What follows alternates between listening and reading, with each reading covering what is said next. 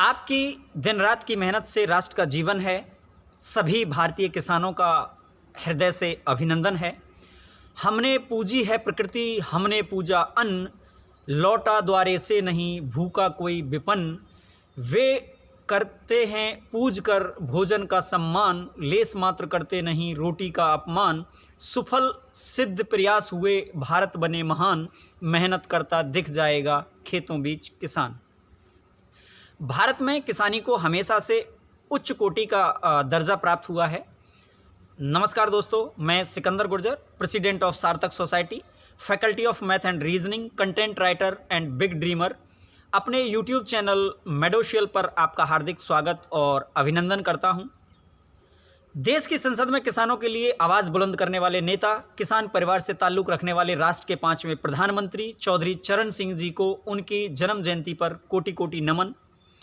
वर्ष 2001 से हर साल 23 दिसंबर को नेशनल फार्मर्स डे, राष्ट्रीय किसान दिवस मनाया जाता है। देश में किसानों के महत्व और समग्र आर्थिक और सामाजिक विकास के बारे में जागरूकता को बढ़ावा देने के लिए हर साल किसान दिवस मनाया जाता है। कृषि के क्षेत्र में अग्रणीय भूमिका निभाकर किसानों के उत्थान के लिए व्यापक स्तर पर नीतियों का क्रियान्वयन करने वाले चौधरी साहब को उनके प्रयासों के लिए सदैव याद किया जाएगा। क्योंकि किसानों को भारत के आर्थिक विकास की रीढ़ की हड्डी माना जाता है, इसलिए किसानों के लिए चौधरी चरण सिंह ने विभिन्न किसान योजनाओं की शुरुआत करवाई जो किसानों के लिए जरूरी और वांछित थीं। चौधरी साहब कहा करते थे कि सच्चा भारत अपने गाँव में बसता है और जब किसान की दशा सुधरेगी तो देश सुधरेगा, ऐसा उनका व्यक्तिगत मानना था। कृषि सुधारों के लिए चौधरी चरण सिंह का योगदान बहुत ही महत्वपूर्ण स्थान रखता है। कृषि परिवार से ताल्लुक़ रखने के कारण चौधरी चरण सिंह जी किसानों की समस्याओं को लेकर पूरी तरह अवगत थे और इसी कारण से किसानों को समर्थन देने की भरपूर कोशिशें भी उन्होंने की। 1979 के बजट में किसानों की मांगों को ध्यान में रखकर विभिन्न नीतियां पेश की गई थीं जो जमींदारों और साहूकारों के खिलाफ सभी किसानों को एक साथ लाने में सक्षम भी थीं और असरदायक भी रहीं। किसानों के कल्याण की रक्षा हेतु विधानसभा में उनके द्वारा कृषि उपज मंडी विधेयक पेश किया गया था, जिसका मुख्य उद्देश्य डीलरों की मार के खिलाफ था। भले ही बहुत कम समय के लिए चौधरी साहब प्रधानमंत्री रहे, लेकिन उन्होंने भारतीय किसानों के कल्याण के लिए जो कड़ी मेहनत की, जो अथक प्रयास किए, वो बहुत ही प्रासंगिक सिद्ध हुए हैं।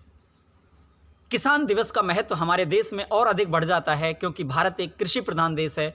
किसानी से जुड़ी समस्याओं पर सार्थक चर्चाओं के माध्यम से उनके समाधान हेतु किसान दिवस के मौके पर विभिन्न शैक्षणिक संस्थानों एवं किसानों से जुड़े सरकारी विभागों में अनेक प्रकार के सम्मान कार्यक्रम, वाद विवाद प्रतियोगिताएं, संगोष्ठियां, प्रश्नोत्तरी प्रतियोगिताएं, चर्चाओं और कार्यशालाओं एवं प्रदर्शनियों तथा निबंध लेखन प्रतियोगिताओं का आयोजन किया जाता है।